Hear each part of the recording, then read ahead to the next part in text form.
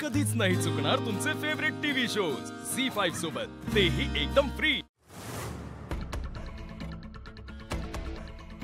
Thank you sir, तुम्ही माझ्या एका विनंतीवर यायला तयार झालात। मॅडम, तुमच्या मिस्टरांची माझी चांगली ओळख आहे म्हणून मी आलोय, नाही तर गणपतीमध्ये कसं असतं तुम्हाला माहितीच आहे। मला माहिती आहे, आणि तुमचं मी खरंच सांगते अजिबात वेळ नाही वाया जाणार। एकदा तुम्ही त्यांच्याशी बोला म्हणजे तुम्हाला कळेल। या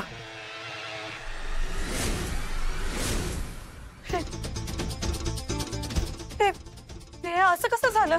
कुठे सगळे? सर आत्ताच सगळे इथे होते, मगाशी एका तासापूर्वी।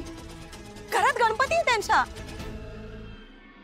मॅडम, घरात गणपती आहे आणि घरातले लोक बाहेर, असं कसं? साहेब मला स्वतःलाच कळत नाही कसं काय झालं असं। यांचा वॉचमॅन असेल ना, बघा जरा यांचा वॉचमॅन कुठे, बघा त्याला घेऊन या। मॅडम, तुम्हाला खात्री आहे ना?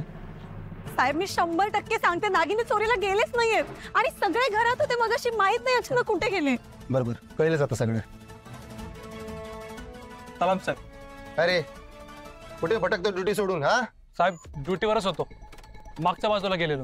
विशाखा मॅडम कुठे आहेत? विशाखा मॅडम, अहो त्यांच्या मुलीचं लग्न आहे, 3-4 दिवसांपासून त्यांची फॅमिली बाहेर आहे। काय खोटं बोलताय तुम्ही? आता तुम्ही मगाशी इथून येत होतात ना, मी पाहिलं तुम्हाला तेव्हा। साहेब यांनाही पैसे देऊन फितवलंय। काय रे? अरे बोल साहेब, तेव्हा शपथ, खोटं नाही बोलत। खोटंच बोलताय तुम्ही साहेब। मला असं वाटतं त्यांनी मुद्दाम केले, मुद्दाम निघून गेलात, त्या मला खात्री आहे। तुम्ही एक काम करा ना, तुम्ही फोन करा त्यांना, म्हणजे तुम्हाला सगळं कळेल। मॅडम, काय बोलताय? काय कळतंय का तुम्हाला? तुमच्याकडे आणखी काय पुरावा असेल तर द्या। हो आहे, मी माझ्या फोन मध्ये त्यांचे फोटो काढले होते, ज्यात त्यांनी चोरी केलेले दागिने घातलेत। मी तुम्हाला दाखवते, माझ्या फोन मध्ये काढले होते। मी बघते माझा फोन। काय झालं मॅडम? फोन पण गायब? काय मॅडम तुम्ही?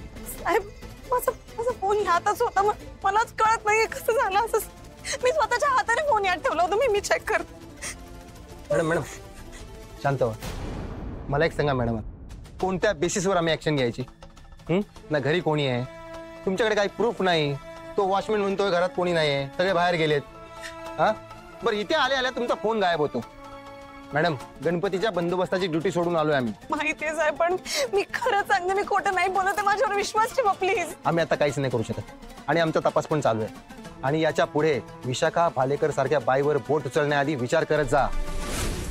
येतो आम्ही, तुम्हाला घरी सोडू का? नाही नको, मी जाईन माझी। ठीक आहे, चला।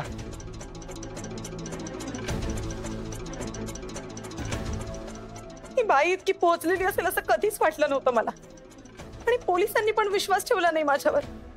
देवा, मी काय करू आता? मी काय करू आता? एकच पर्याय उरलाय, आकाशराव।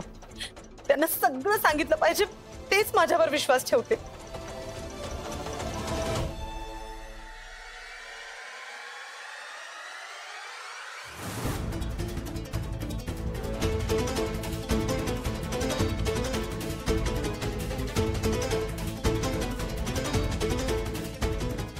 आकाशराव, मला तुमच्याशी खूप महत्त्वाचं बोलायचं आहे। वसुंधरा,